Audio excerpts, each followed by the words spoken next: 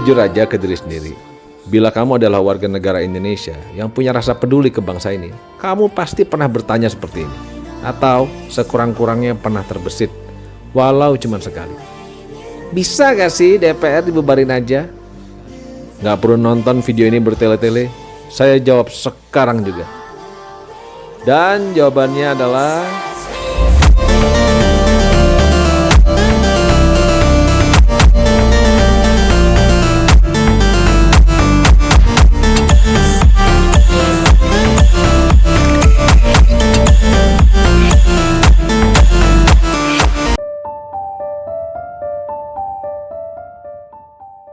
jawaban singkatnya, hampir tidak mungkin bisa. Kecuali lewat proses kudeta yang dapat menimbulkan korban bahkan pertumpahan darah. Saya rasa kita nggak ada yang mau lagi terjadi chaos seperti tahun 98 dulu. Kecuali kalau situasinya sudah sangat terpaksa sekali. Betul nggak? Tapi menurut saya, pertanyaannya salah. DPR sendiri adalah lembaga kok. Lembaga itu tidak jahat, tidak baik. Tergantung dari yang menjalankannya. Jadi yang kita rasa kurang tepat itu sejujur-jujurnya kan orang-orangnya. Gimana kalau kita ganti pertanyaannya menjadi apakah DPR bisa rakyat rebut kembali dari monopoli partai? Nah, ini tiba-tiba jadi menarik. Karena secara undang-undang yang berlaku di Indonesia menyatakan sangat bisa dan bisa dilakukan secara legal dan konstitusional. Gimana caranya?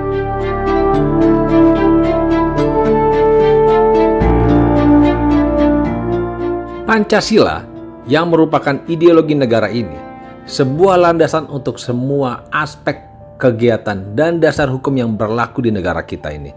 Sebegitu fundamentalnya Pancasila.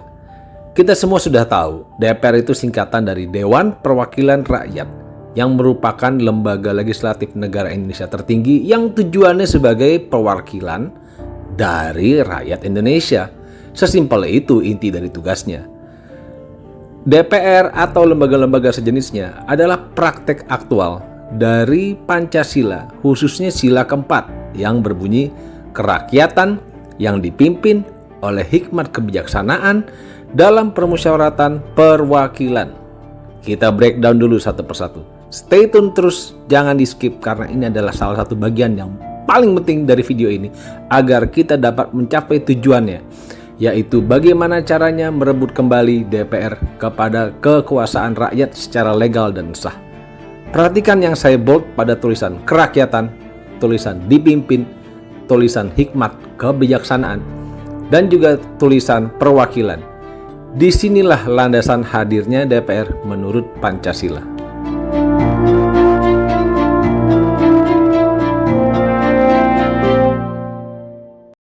Kerakyatan yang dapat dimengerti sebagai golongan rakyat yang diwakilkan suaranya, karena sesuai dengan slogan negara kita, Bhinneka Tunggal Ika, yang berarti rakyat Indonesia adalah majemuk, sehingga tidak mungkin aspirasi dan suara seluruh golongan dapat diwakilkan oleh satu individu.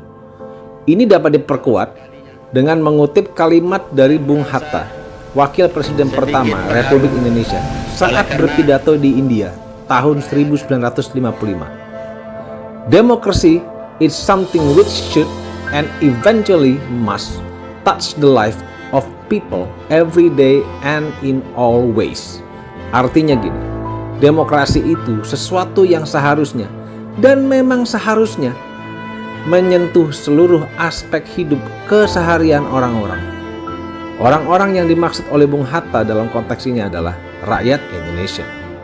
Berikutnya, dipimpin, yang artinya Pancasila memberikan mandat bahwa yang menjadi pemimpin rakyat itu bukan pemerintah, tapi justru DPR. Catat dulu bagian ini ya, karena akan nyambung ke pembahasan kita ke depan nanti. Terus setelahnya ada tulisan hikmat kebijaksanaan. Supaya video ini tidak terlalu panjang, kita kutip saja kalimat dari Bapak Darji Darmodiharjo, mantan Rektor Universitas Brawijaya dulu tahun 73 sampai 79. Beliau bilang begini, hikmat kebijaksanaan. Artinya, penggunaan akal berpikir atau rasio yang sehat dengan selalu mempertimbangkan persatuan dan kesatuan bangsa, kepentingan rakyat, dan dilaksanakan dengan sadar, jujur, dan bertanggung jawab, serta didorong itikat baik sesuai hati nurani. Yang terakhir, perwakilan maknanya simpel. Berarti hadir satu individu atau lebih mewakilkan golongan rakyat tertentu. Sehingga secara garis besar, makna singkat dari sila keempat dari Pancasila ini adalah aspirasi dan suara golongan rakyat diwakilkan kepada individu yang dipilih secara demokratis untuk menjadi pemimpin suara golongan tersebut dengan persyaratan kemampuan berpikir yang sehat, secara sadar dan jujur bertanggung jawab dalam itikat yang baik sesuai hati nurani golongannya yang berlandaskan persatuan dan kesatuan bangsa. Oke, kedengarannya retorika banget ya. Tapi sabar dulu, ini sangat penting untuk dipahami demi mencapai tujuan kita dalam topik video ini, yaitu merebut DPR kembali kepada kedaulatan rakyat. Supaya fokus ke topik, saya nggak bahas dulu bagian lainnya seperti permusyawaratan, nanti untuk lain kesempatan aja.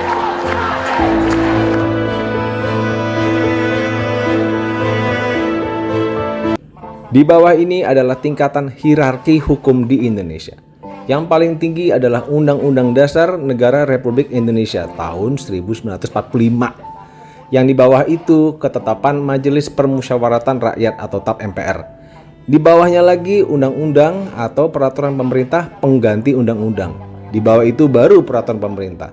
Di bawahnya lagi peraturan presiden. Di bawahnya lagi adalah peraturan daerah provinsi, dan yang paling bawah adalah peraturan daerah kabupaten atau kota. Bagi yang belum mengerti maksud dari hierarki hukum, itu maksudnya level hukum yang di bawah tidak bisa melanggar atau melangkahi tingkatan hukum yang di atasnya. Jadi, contoh peraturan presiden yang dibuat tidak boleh menyalahi hukum yang ada di undang-undang atau ketetapan MPR, apalagi Undang-Undang Dasar 1945. Atas dasar itu, mari kita lihat dasar hukum untuk keberadaan DPR di Indonesia langsung dari tingkat hierarki paling tinggi aja, yaitu Undang-Undang Dasar 1945 Bab 7. Saya tampilkan saja di layar isinya tanpa saya bacakan supaya video ini tidak terlalu lama. Silakan pause apabila kalian menginginkan baca.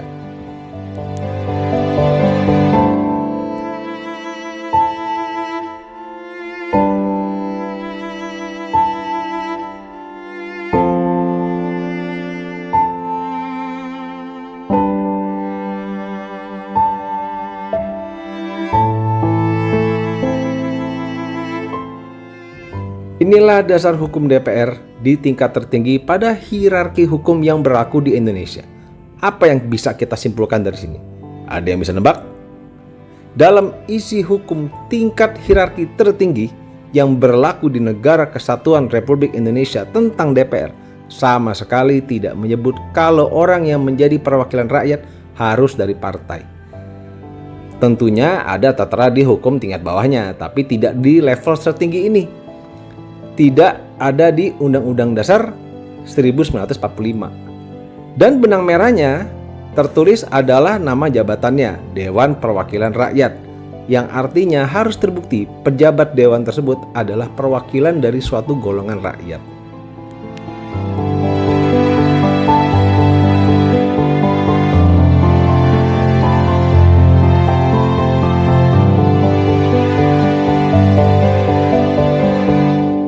Seperti yang telah kita ketahui, yang menduduki kursi DPR adalah perwakilan dari partai. Dengan argumen dari orang partai itu sendiri yang pernah berkomentar di media bahwa partai itu tidak bisa dipisahkan dengan rakyat. Tapi apa betul? Coba kita telaah argumen dari opini ini. Partai mewakili golongan rakyat. Oh, ini pasti tentunya benar, tidak bisa disanggah. Sekurang-kurangnya golongan yang dimaksud adalah warga negara Indonesia yang menjadi anggota partai tersebut. Tapi di luar itu, sampai detik video ini saya rekam, tidak ada bukti satu pun juga yang bisa saya temukan bahwa partai mewakili suara rakyat selain anggotanya. Apakah berarti rakyat yang bukan anggota partai, suara dan aspirasinya tidak perlu diwakilkan? Pancasila dan Undang-Undang Dasar 1945 tidak bilang begitu. Dasar yang benar-benar dapat menghimpun segenap tenaga rakyat Indonesia. Satu dasar yang benar-benar bisa mempersatukan. Jangan suzon dulu. Kita lihat lagi praktek di lapangan. Apa benar yang duduk di DPR itu tidak atau gagal mewakili seluruh lapisan golongan masyarakat? Gampang cari buktinya. Kita lihat aja di gedung DPR itu sendiri. Hampir setiap hari ada demonstrasi-demonstrasi. Ini adalah bukti nyata suara mereka tidak terwakilkan. Padahal nggak jarang demo-demo seperti ini sampai makan korban jiwa. Bayangkan, nyawa hilang karena tidak tersalurkan aspirasinya. Belum lagi kejadian-kejadian khilafnya partai yang mengedepankan ego pribadinya, ego golongannya di atas kepentingan berbangsa dan bernegara dalam berpolitik. Mungkin perampasan aset bisa, tapi harus bicara dengan para ketum partai dulu. Kalau di sini nggak bisa. Teori saya, jadi permintaan jenengan langsung saya jawab. Bambang Pacul siap kalau diperintah.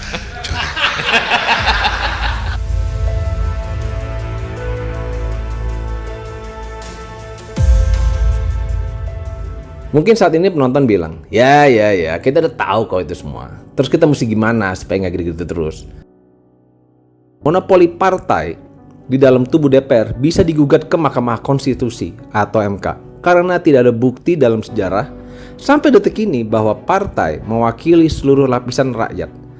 Dan akibatnya bertentangan dengan ideologi negara ini yaitu Pancasila, dan membuktikan bahwa mandat dari Undang-Undang Dasar 1945 khususnya bab 7 tidak dilaksanakan oleh undang-undang turunannya. Penggugat bisa minta ke MK agar membatalkan seluruh aturan turunan dari UUD 45 bab 7 yang menutup peluang terpilihnya perwakilan rakyat dari warga non-partai. Dengan cara ini DPR tidak bisa lagi dimonopoli oleh partai. Apabila ada counter argumen bahwa suara non-partai kan sudah terwakili lewat DPD, juga nggak tepat. Karena sesuai namanya, Dewan Perwakilan Daerah hanya mewakili rakyat yang mengikuti yurisdiksi, yaitu daerahnya, tapi tidak mewakili golongan rakyat yang tidak berdasarkan lokasi daerah. Apabila ngotot suara rakyat non-partai sudah terwakilkan sepenuhnya oleh DPD, berarti DPR nggak perlu ada, atau isinya cukup digantikan oleh orang-orang DPD. Karena rakyat yang anggota partai maupun yang non anggota partai sama-sama tinggal di suatu daerah yang sudah diwakili oleh DPD.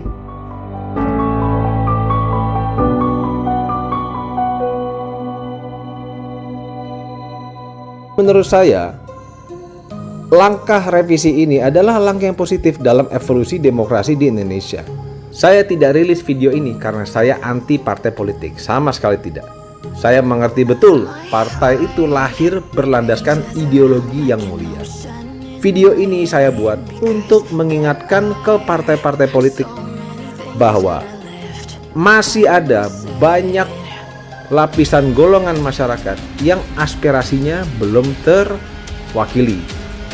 Dan kalau mereka berhasil melakukan ini semua, suara mereka dalam pemilu nanti juga akan naik toh. Makasih banget buat yang udah nonton sampai habis. Kepedulian kalian kepada kondisi negara ini sangat-sangat diapresiasi. Menurut kalian gimana ide ini? Perlu tambahan, perlu revisi, atau bahkan punya ide lain? Silakan tulis di kolom komen. Like bila kalian suka video ini. Jangan lupa subscribe, follow Hridaya, karena Hridaya adalah suara hati kalian.